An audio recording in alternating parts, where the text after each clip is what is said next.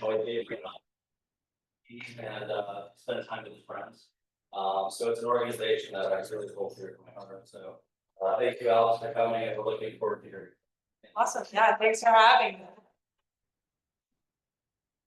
So who's familiar with Special Olympics? Do you have? Okay, so we have a couple people that are familiar with the organization. So a lot of people don't realize there's a lot more Special Olympics than just sports. So we are the largest sports organization in the world.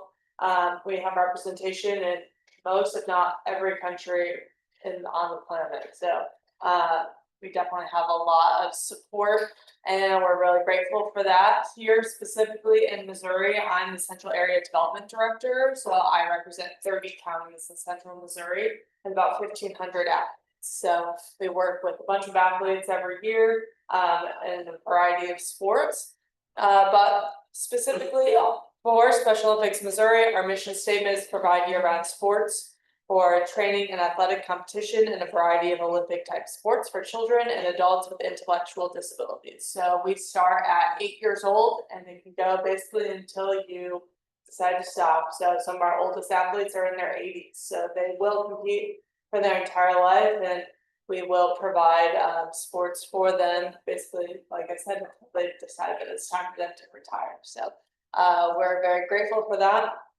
For athletes under 8 years old, we're just getting started. We offer a young athlete program. So we partner with some early childhood centers and some other local organizations to provide activities for some of our younger athletes, but they won't specifically be able to be a Special Olympics athlete until they turn 8.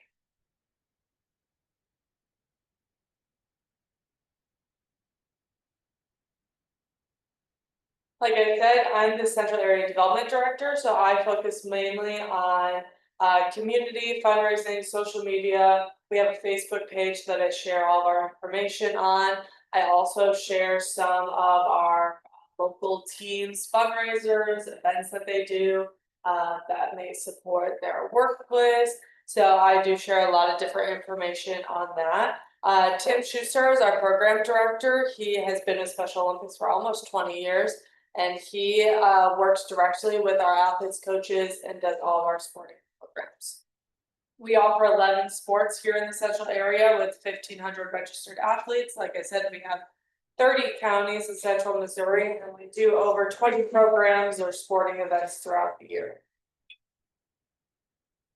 One of our athletes, longtime athlete, Sarah Byland, has been an athlete for 38 years. She currently competes in swimming, bowling, and golf. She volunteers at events year-round with her mom. Her and her mom, Jeannie, are actually the first mother-daughter duo to be in our Hall of Fame. So Jeannie was inducted in 2024, so we were very excited about that. And our Hall of Fame is recognized by the Missouri Sports Hall of Fame as well. So they have an area down in Springfield where they showcase all of our Hall of Famers. But Sarah's really great. She's a great example on how to be a long-term athlete. She's been competing forever. She does our polar plunge up in Columbia. She's done that every single year. We've been doing that for 18 years now. She's been to USA Games on behalf of Special Olympics Missouri. So she's an awesome athlete. If you ever have an opportunity to chat with our athletes, they all have different experiences. So it's always cool to kind of hear what they get to experience during their time with us. For those of you who don't know, we built a campus up in Jefferson City a few years ago, got hit by the tornado, we built it again. So that is what we have up there right now. The campus is really great. Obviously it has the field in the back that has our track, and then we're able to do soccer, flag football, bocce, all kinds of different activities out there. The plan, and we just got the funds confirmed to finish what we call the back nine. That will include pickleball courts, a pavilion. We're going to do actual bocce courts out there, and I believe a softball field is what's currently planned for that space. Inside, we have a gymnasium that they can use for basketball and other indoor activities. And then we also have some conference rooms. And I'll go more into our healthy athletes, but we also have a whole section for the doctors that we partner with, so that way they have rooms to be able to do their exams and some other testing, like we have a hearing booth for testing for any hearing problems, and then we also have some equipment to test for vision as well. So there's a lot that got put into making this campus. There's a long way still to go to finish getting it all completed. Hopefully in the next 2 or 3 years that will be complete. But we're really grateful to have a location to be able to bring our athletes in. A lot of community members come and host their events there too, and they're able to spread the word about Special Olympics as well. So we love having the campus here in Missouri.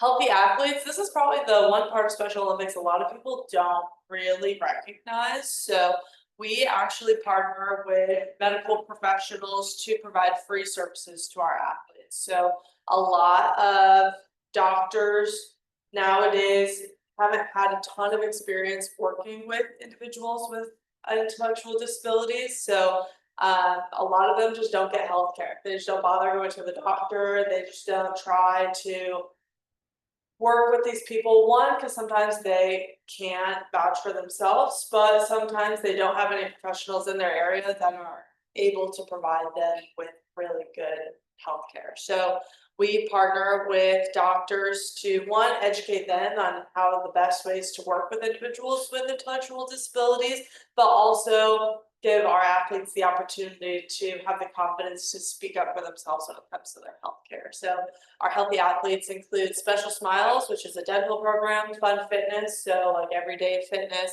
Healthy Hearing for hearing, Fit Feet, making sure that they have correct shoes in order to compete in their sports and also just for day-to-day life. Health promotion is for just like a general physical. So we offer like a general physical for our athletes as well, so that if they're school age, that's where they can get their physical done. If they don't have a doctor near them that they can go to, this is an opportunity for them to get that service done as well. Opening eyes for vision. MedFest, that is for it's like a more of like an activity, not necessarily associated with a specific field. And then Strong Mind is just mental fitness, so making sure that they're mentally sound, ready to go as well.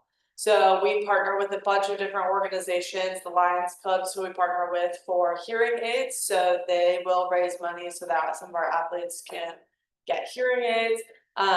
We work with dentists so that some of our athletes, if they need any sort of dental work or dentures or anything like that, they're able to get that done. I do have a video. I'm hoping that it will work. Alan is one of our Kansas City athletes. He is what we call the poster child for healthy athletes because he's benefited so much from this program. So let's see this.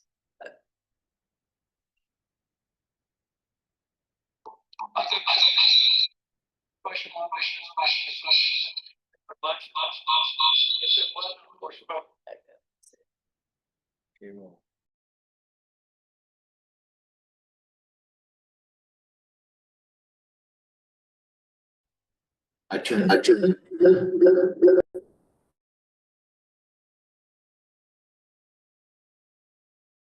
Say today.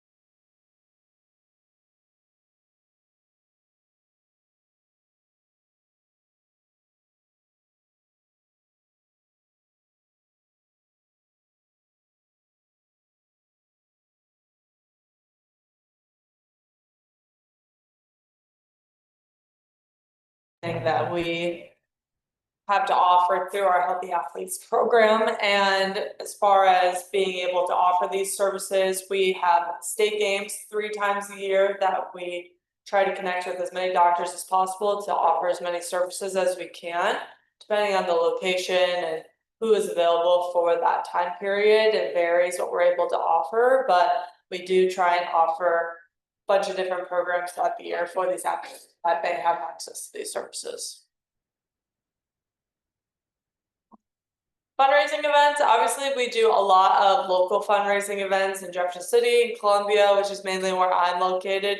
But I'm going to talk a little bit more about statewide fundraisers today that has a little bit more impact on this area specifically. So the LETR Torch Run, we are the charity of choice for law enforcement in the United States. So we partner with a bunch of different departments in order to spread the word about Special Olympics and obviously raise money. So we have a really, really great relationship with the police department at the lake. So they are going to offer a torch run this year. I believe it is May 24th or 23rd. So I think it's May 23rd. It's a Thursday morning. Basically what they're going to do is they'll run a route at the lake, so that way they can spread awareness. They have to raise a certain amount of money in order to do that, and then they also sell t-shirts as well in order to support that. We also partner with law enforcement for our drive at home raffle, which is basically we get a vehicle and we're able to sell tickets to raffle off that vehicle each year. So we partner with law enforcement for that as well.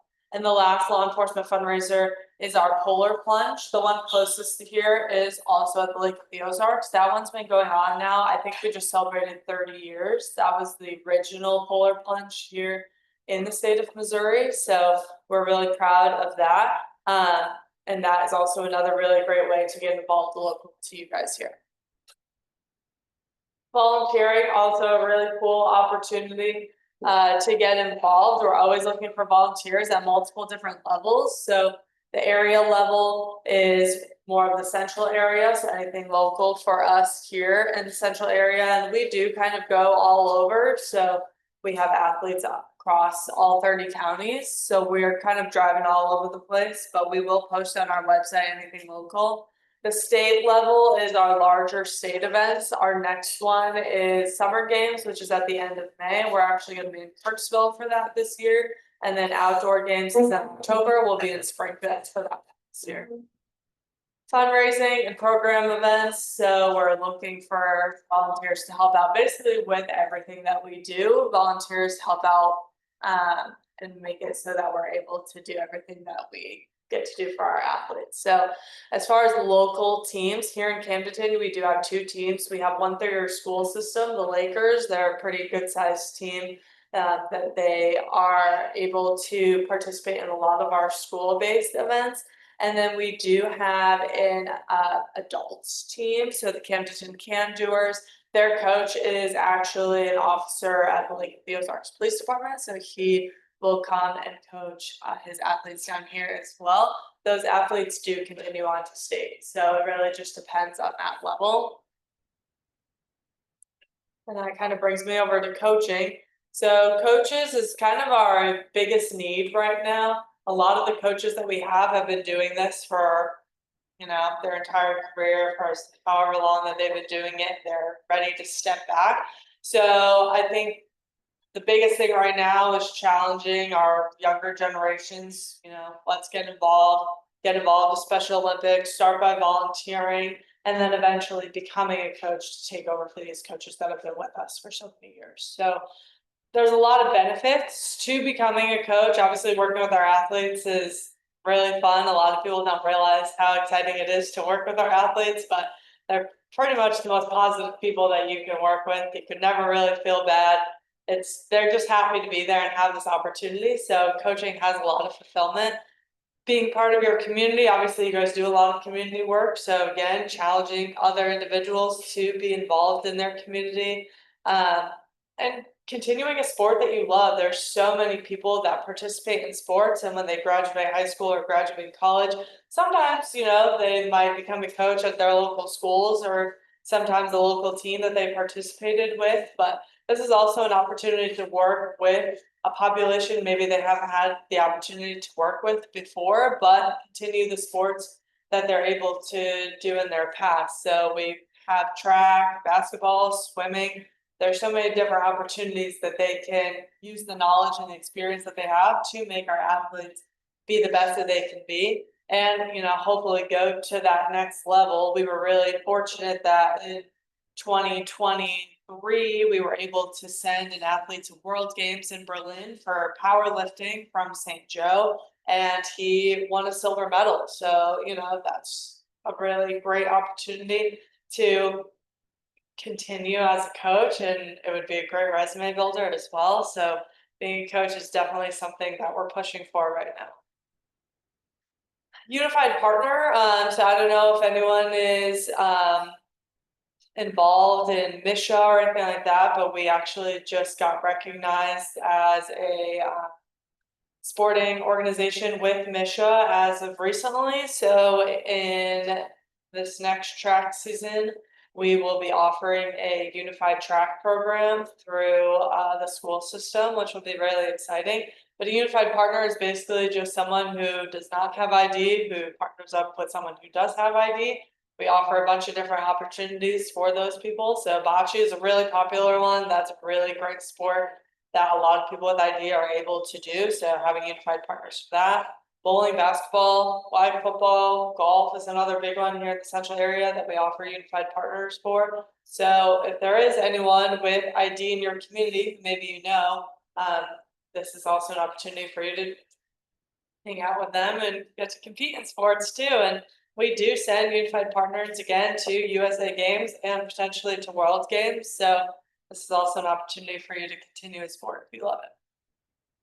And then obviously sponsorships, nonprofit organizations work a lot off of sponsorships. So being able to partner with a lot of really great community members and businesses, be able to continue what we do in 2025 for an entire year in order for us to provide the services that we do for our 1,500 athletes. It's $25 an athlete. So it doesn't have to be a huge sponsorship, like $10,000 or so, but $25 can make it so that way an athlete can participate year-round. So we cover all of the facility costs. So anytime that we have to participate in a sport at a facility that charges us, we pay that cost. We make sure that all of our athletes who compete in a longer all-day event, we feed them lunch. We always provide water for them. Any equipment that they need to, regardless of their disability, if they need something that will provide an accommodation for their sport, then we'll pay for that equipment as well. So being able to purchase really great equipment to provide a really great sporting experience for these athletes is also really important to us as well. So we don't want it to just be, a fun field day. This is a serious sport. They train year round for this. We want to make sure that we have the best for them to be able to participate in the sport. That is it for that. Does anyone have any questions or anything?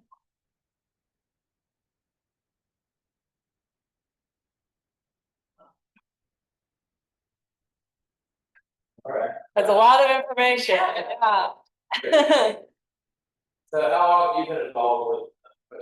So I have been there for a little less than a year and a half right now. So I came from a corporate event planning background and moved to Missouri and had an opportunity to work for Special Olympics, and I took it. It's honestly the best job that I've ever had.